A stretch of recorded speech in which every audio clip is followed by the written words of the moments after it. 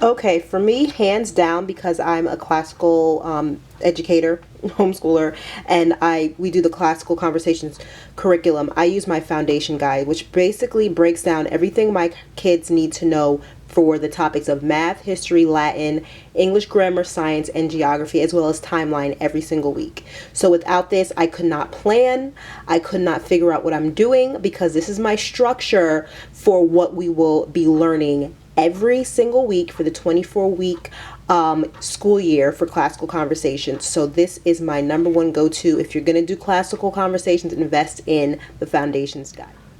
Okay, thing number two, a dry erase board. Now, I'm not saying you need to have a big dry erase board, but even a handheld dry erase board or a chalkboard, something that you can write your information down so the kids can see, especially if you're homeschooling multiple age groups. It's really good to have something that you can draw images on or just write the information out on so that everyone can see. This is a piece of shower board. This is not a dry erase board. I got this from Home Depot for less than $10. It's a piece of shower board. If you go into the bath department where you can buy shower stalls and things and tiles and stuff for showers and baths, you will find this. And if you wanted to create an entire wall for dry erase, this is definitely something you would just consider to keep it cost effective. And I taped it up with washi tape to divide up my different sections and topics for classical conversations.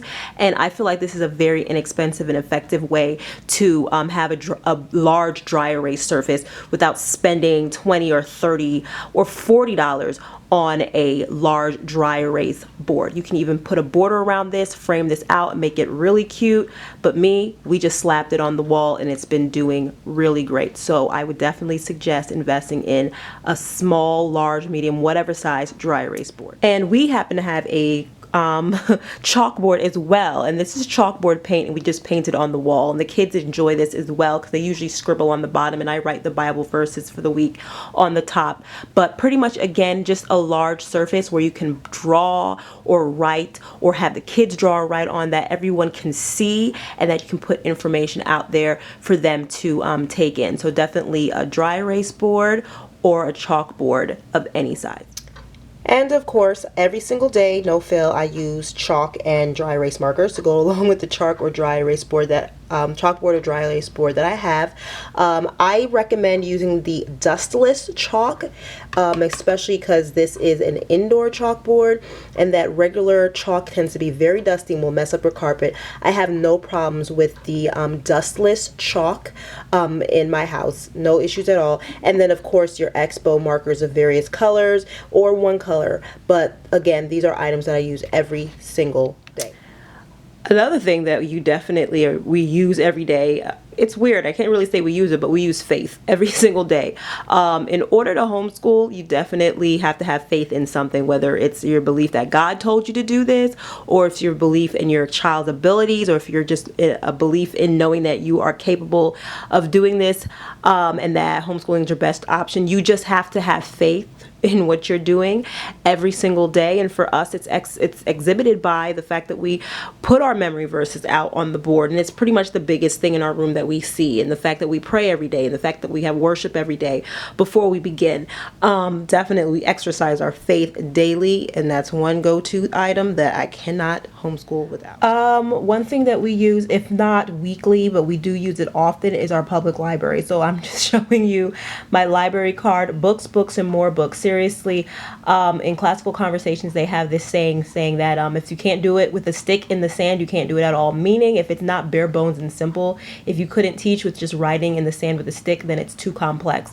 But definitely a library card is a kind of a stick in the sand approach to learning as well. You have access to a million resources, billions of resources, if you would just join your local library. And I feel like I can't homeschool without access to our public library. I know this might be silly, but honestly, what we use every single day is our couch.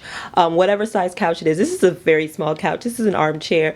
And I have 3 little boys. And believe me, I will sit on this chair and they will all cram on here with me in some way, shape, or form, either on the back of it, on one of the arms, hanging off my lap. And we get a lot of reading done out loud and a lot of little discussions in a couch. So I say that A comfy couch is great for read alouds, reading activities, and just bonding, because homeschool is about that. It's about getting together, learning together, being close, and just loving the experience. This thing is definitely not something you need to have, but this is something that we actually use every single day, which is our school supply rail. I got this from IKEA, this rail, and these little cups that hang off of the rail, and I put in chalkboard labels on there exactly what's inside of each one, and we use this every single day. Any way that you can find to organize your most used homeschool or just school supplies, definitely a way of organizing them is a must. To have them ready and available for your kids to use. We keep ours out because our children are fine with that, but when other kids come over, we definitely take these away, because not everybody is okay with their kids having access to scissors or markers and glue without supervision. So for us, this rail for our most used everyday school supplies has definitely been a lifesaver, and it's something that we use every single day. Another thing that we use every single day are manipulatives. And by manipulatives, I mean these small items that you can use for math, for counting, for logic, for playing games, just little things that the kids can actually identify and understand math concepts with. For instance, these counting bears. I know you've probably seen them in a lot of places, but these things are available on Amazon.com.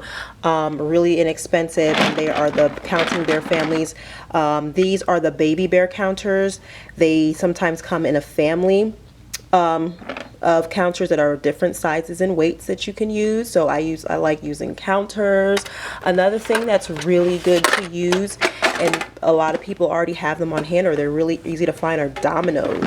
I have this gigantic set of classic dominoes that my mother recently gave me, and we haven't even jumped into these yet, but there's so many things that we can do. We've played around with them a lot, but I haven't actually brought them into our workbox system yet.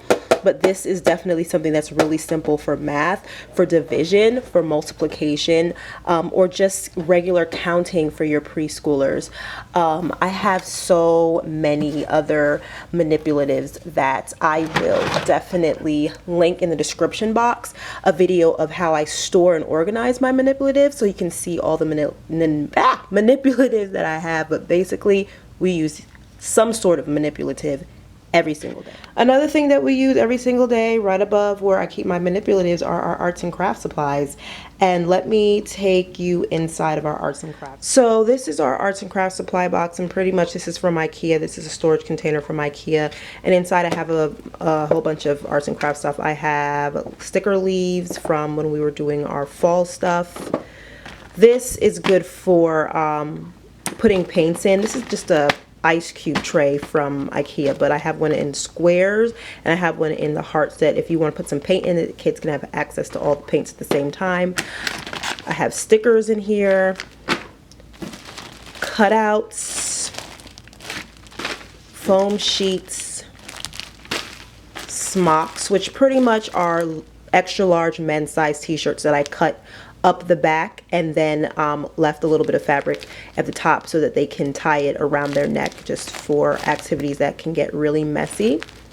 Then I have a variety of washable paints, these little washers that you can put your paintbrushes in, and wash and paint brushes as well in this basket. Yarn, because there's so many things you can do with yarn. Pencils, markers, tape. Then in here I have oil pastels. Each of my kids has their own set of oil pastels, and I have acrylic paint as well.